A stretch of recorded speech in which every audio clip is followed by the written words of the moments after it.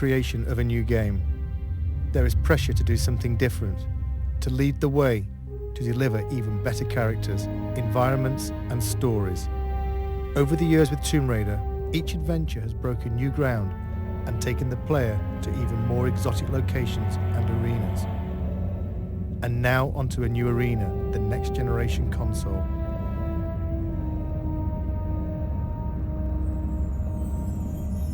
Our vision is to take the player somewhere dark, a place they might not necessarily wish to go, but a place that they'll have to venture if they want to bring Lara back. This world is from the imagination, but based in reality. A dark world, a dangerous world, a world that reflects the change in Lara. It will be a new experience, one that will almost be shocking to people who have played Tomb Raider in the past. From the catacombs of the Louvre to the alleys of Prague, we searched for the seedier side of life. A world that you wouldn't normally see Lara in, but a world that she has no choice but to inhabit. Like her audience, like the game's consoles themselves, Lara has grown up. Her experiences in Tomb Raider 4 have forced her to question herself. This game will ask more questions of her. It was a very conscious decision to leave out elements of Lara's story since Tomb Raider 4. Certain aspects of that story will return. It's just a matter of when and where. For the first time, Lara will have a moral choice to make. It's no longer a clear-cut case of good versus evil. This is a more complex tale which will ask more complex questions of the player. The player controls how the story develops much more than in previous Tomb Raiders. Basically, when Lara talks to a character, the player can also choose whether Lara is nice, nasty, or dismissive to another character. This game sets a new benchmark for character animation. The new consoles allow for an unprecedented level of subtlety in the way the characters can act. Some characters may betray more than their feelings. In this world, the player should look as well as listen. The advancements in game technology allow for much more complex movement from the characters. They have spines, joints, they even have fingers. They move in different ways. We borrow these movements from real people. The man on the A57, the woman on the bus. They travel much further than they think. The player will choose which paths to take, which characters to trust, which lies to believe, and which enemy to face. Some enemies may become allies. Some enemies may become something far worse. Certain enemies have taken years of conception, gestating through design and redesign.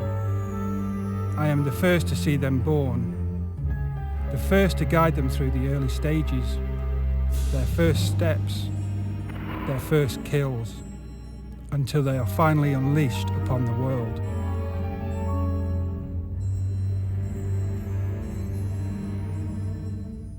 When you walk into this world, you walk into a film with multiple paths and possibilities, with one story drawing you through. This world begins in an act of darkness. How this world ends is up to you. This is a world of shadows. There is a shadow on Lara. He watches, waits, he bides his time. His name is Curtis. He wants revenge. And Lara will help him extract that revenge.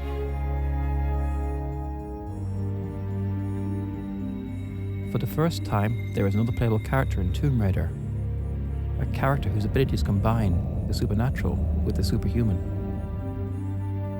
He has a different approach to Lara, less subtle perhaps, but still effective against certain opponents.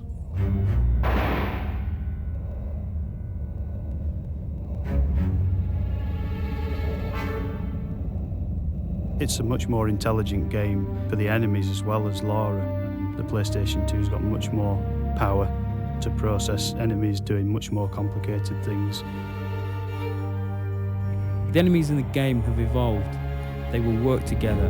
Notice when another enemy is killed and react accordingly. These enemies will pursue Lara. They will not stop. They have not stopped in 600 years. The Monstrum, the Cabal, Eckhart. An unholy trinity guided by an unspeakable force.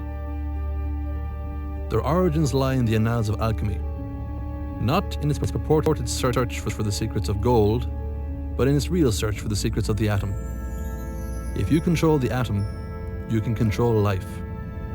You can create life, and you can steal life from others.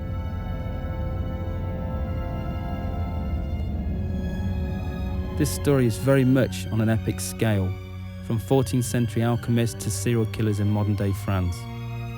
To create something on this scale, it was necessary to take the ideas and production values from the film industry, in the way they research the subjects, the backstory they create for their characters, and the depth of the visuals. This level of production requires a total consistency of purpose. Every aspect of the game has to be in keeping with the overall concept. Every person working on the game knows that they are working on an epic, and everything they do has to reflect that, from concept to completion. For the music to match the scale of the production, we decided to use the same process that major film studios use. In this case, the London Symphony Orchestra.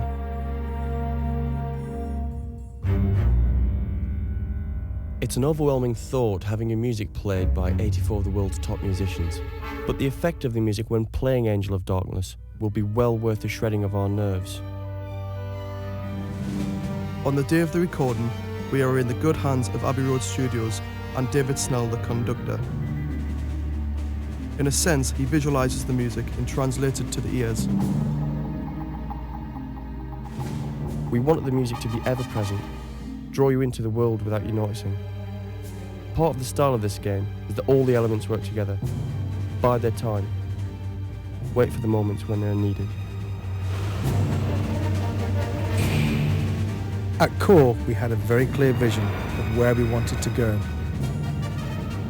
We wanted to take the Lara we all knew and put it into a game, a situation that no one knows. Tomb Raider has always set the benchmark for games. This game will be no different. Some may see elements of various filmmakers, such as Luc Besson, David Fincher. Some may see elements of various artists, Grunwald, Bosch. All will see something they haven't seen before. When we wrote this story, we wrote a book. This game is only the first few chapters of that book. This game opens a lot of doors and only closes a few of them.